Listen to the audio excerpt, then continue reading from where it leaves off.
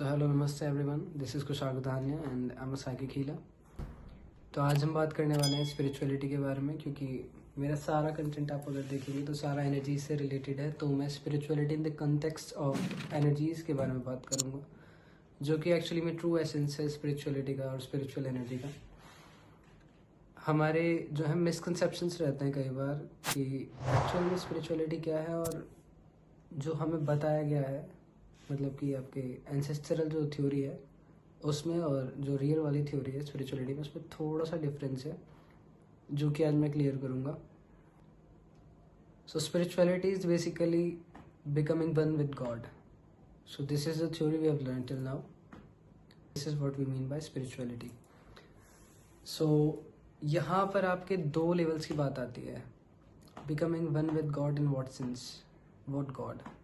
तो यहाँ पर हम लेवल्स की बात करेंगे कि किस लेवल पे लोग इसे समझते हैं, क्या एंसेस्ट्रल थ्योरी और क्या ट्रूथ थ्योरी है। ठीक है, यहाँ पर हम दो इंडिविजुअल कैरेक्टरिस्टिक्स की बात करेंगे स्पिरिचुअलिटी में। एक होता है कलेक्टिव कॉन्शियसनेस हाई और एक होता है कलेक्टिव कॉन्शियसनेस लो। और लो और हाई में यहाँ पे स्टेटस से मतलब नहीं है, यहाँ पर एनर्जीज के लेवल पे मतलब है, जो अभी मैं आपको क्लियर करूँगा।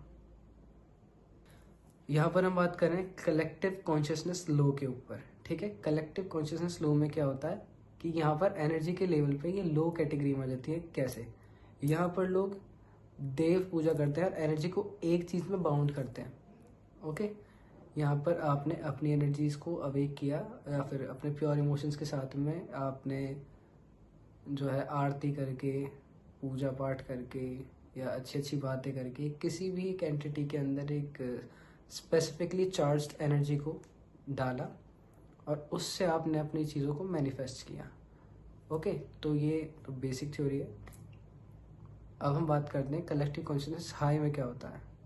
कलेक्टिव कॉन्शियसनेस हाई में आपने अपनी ही एनर्जी को अपने अंदर ढूंढा, तो उस सर्च के अंदर आपने उस एनर्जी को इन रिटर्न डेवलप किया। तो आपके जितनी भी एनर्जी सेंटर्स हैं वहाँ पर आप एनर्जी को चार्ज कर रहे हो। उसे ढूंढते ढूंढते ही वो अनकॉन्शियसली चार्ज हो रही होती है उस टाइम पे, क्योंकि आप अंदर जा रहे होते हो। आप जहाँ देखते हो एनर्जी वहाँ जाती है। अगर आप किसी स्टोन को भी लगातार देखते रहोगे तो वो भी चार्ज हो जाएगा। उसमें आप क्या थॉट्स डाले हो वो आपके माइंडसेट के ऊपर है, उस टाइम के दिमाग में क्या विचार चल रहे हैं। आप ट्राई कर सकते हैं अपने घर में भी। अगर मैं आपको ऐसे ही टिप बताता हूँ जैसे आप कैसे आप अपनी एनर्जी को चेक कर सकते हो। 2 गिलास पानी लेना, एक्चुअली 1 गिलास पानी को देखते रहना और उसमें जितनी भी आपके अंदर भड़ास है सब निकाल देना। सारी गंदी गालियाँ, जो भी आपके अंदर भरा पड़ा हो ना नेगेटिविटी, वो सब उस पानी से बोल देना डायरेक्ट। उसे देखते रहते, आंखें मत झपकाना, देखते रहते बोलते रहना। फिर उस पानी को 5 मिनट के लिए अलग रखना। दूसरा पानी लेना, जो आपका दूसरा वाला कप है। आपकी सारी भड़ास खत्म हो चुकी है। जितनी भी प्यार भरी बातें आप उस दूसरे वाले गिलास से कर सकते हो, उसने प्यार से बात करो। आपको जो जो चाहिए वो उस पानी से मांगो। प्यार से बात करनी है और बहुत पॉजिटिव बातें करनी है। आप उसे रखें 5 मिनट के लिए। जो आपने वो नेगेटिव वाला पानी है, एक बार आप उसका वेट चेक कीजिएगा। जो आपने पहला वाला ग्लास यूज़ करा था, एक बार उसका वेट आप चेक कीजिएगा कैसा हो जाएगा। वो भारी लगेगा आपको, और आप उसे पियोगे तो बहुत गंदा सा फ्लेवर आपको दिखेगा उसका। पेट में ऐसा भारीपन लगेगा जैसे आपने क्या ही पी लिया हो। मैं रिकमेंड नहीं करता पीना, बट आप ट्राई करके देख सकते हो, जो लोग नहीं मानते तो। ठीक है, और जो दूसरा वाला पानी है जो पॉजिटिव वाला है, उसे ज़रूर पीना उसके बाद में, क्योंकि वो पॉजिटिवली चार्ज होता है तो न्यूट्रल हो जाएगा पानी का इफेक्ट। ठीक है, आप उसे उठा के देखोगे और एक अलग सी वाइब्रेशन आपको अपने हाथ में फील होगी उसे उठाते ही ग्लास को, है ना। जब आप उसे पियोगे तो एकदम लाइट सा लगेगा, अंदर ऐसा लगेगा मेरा शरीर अंदर से हील हो रहा है। तो ये एक बेसिक एक्सपेरिमेंट है जो हम वाइब्रेशन के लेवल पे कर सकते हैं अपने साथ में, जो आप चेक करने के लिए कर सकते हो। वापस अपनी थ्योरी पे आते हैं, कलेक्टिव कॉन्शियसनेस हाई के ऊपर। जब आप अपने अंदर ही एनर्जी को ढूंढते हो वो डेवलप होती है इन रिटर्न। कलेक्टिव कॉन्शियसनेस लो के अंदर जब आप अपने अंदर से एनर्जी निकाल के बाहर डाल रहे होते हो तो एनर्जी वेस्ट हो रही होती है काफ़ी सारी। आपने कोई अपने अंदर से एनर्जी को निकाला और किसी स्पेसिफिक चीज़ के अंदर, किसी स्पेसिफिक इमोशन में आपने उसे बाउंड कर दिया। यहाँ पे एनर्जी बाउंडिंग वाला कॉन्सेप्ट आता है। ठीक है, आपने उस एनर्जी को बाउंड कर दिया तो फिर आपकी काफ़ी सारी चीज़ें जो है वो लैक हो जाएंगी। आपने एक जगह डालने के चक्कर में वो चीज़ें लैक हो जाएंगी। तो आप समझ जाइए। अब आप केवल अबेंडेंस के लिए अगर आप मांगते हो किसी भगवान से, तो आपकी हेल्थ जो है वो रिलेशनशिप वो कहाँ जाएंगे। फिर आप दूसरी जगह अपनी एनर्जी लगाओगे और ज़्यादा हेल्थ के लिए और रिलेशनशिप के लिए, है ना। तो ये सारी चीज़ें रहती हैं। अगर आप अपने अंदर ही ढूंढ रहे हो तो आपकी सारी चीज़ें ऑटोमेटिकली चार्ज हो रही हैं, आपको कुछ करने की ज़रूरत नहीं, क्योंकि आप ही उस टाइम यूनिवर्स हो। ध्यान रखिए, एनर्जी सारी आपकी होती है, उसे यूज़ करने का तरीका हर किसी को पता नहीं होता, इसीलिए हमें गुरु की ज़रूरत पड़ती है। कलेक्टिव कॉन्शियसनेस लो में आप एनर्जी बाउंड करते हो। कलेक्टिव कॉन्शियसनेस हाई में फ्री विल एनर्जी होती है, जो कि आपके अंदर ही होती है और आप उसे डेवलप कर रहे होते हैं। तो इसमें आप खुद समझिए कि किसके ज़्यादा चांसेस हैं भगवान से जुड़ने के। आप भगवान के बारे में पढ़ सकते हो, भगवान को ऑब्जर्व कर सकते हो अच्छे से, वो स्किल्स डेवलप कर सकते हो अपने मंत्र चैंटिंग वगैरह करके।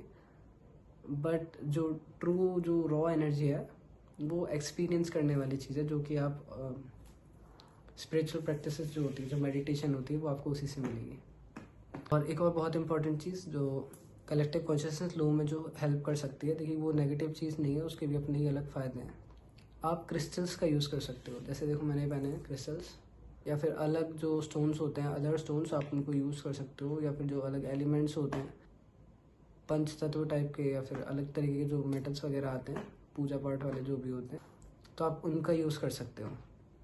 ठीक है, उनमें क्या होता है कि वो एनर्जी एब्जॉर्ब बहुत अच्छे तरीके से करते हैं। आपने उनके अंदर जो वाइब्रेशंस डाली हैं, जो आपने उनके अंदर इंटेंशन डाली है, उन्हें अच्छे से होल्ड करते हैं, तो वो एक्चुअल में उस टाइम वो देव तत्व उनके अंदर आ जाता है। कलेक्टिव कॉन्शियसनेस हाई वाले आप लोग तो ऐसे डीप जाओगे मेडिटेशन में, तो उसमें आपके पास ज़्यादा चांसेस है अपने आप को कनेक्ट करने के। आप, मेरा मानना तो यही कि आप किसी से कनेक्ट करने से ज़्यादा अपने ऊपर ध्यान दो, अपने ऊपर ऑब्जर्व करो, तो आपकी एनर्जी ऑलरेडी बिल्ड होने लग जाएगी और आप काफ़ी आगे जा सकते हो वैसे ही मेडिटेशन में। लेकिन फिर भी अगर आप किसी से कनेक्ट करना चाहो तो आप डायरेक्टली कनेक्शन भी बना सकते हो एक लेवल पे आने के बाद में। तो thank you so much guys मुझे सुनने के लिए। इसी तरह की जो है आप इंटरेस्टिंग वीडियोस में बनाता रहूँगा आगे, स्पिरिचुअलिटी के ऊपर या फिर जो एनर्जी के लेवल के कॉन्सेप्ट्स होते हैं उन सभी के ऊपर। तो आप सब मुझे फॉलो कीजिए, ज्वाइन कीजिए, और अगर आपका कोई सवाल हो तो आप मुझसे पूछ सकते हो। बाकी मैं थोड़ा सा एक तरीके से ना साइंटिफिक फ्लेवर देने की कोशिश करूँगा स्पिरिचुअलिटी को। ये सारी चीज़ें ऑब्जर्वेशन से आती हैं, मैं काफ़ी टाइम से इस चीज़ में हूँ, इसलिए मैं इतना बोल सकता हूँ और ये सब कह सकता हूँ कि सारे सॉलिड फैक्ट्स हैं जो मैंने बोले। Thank you so much guys.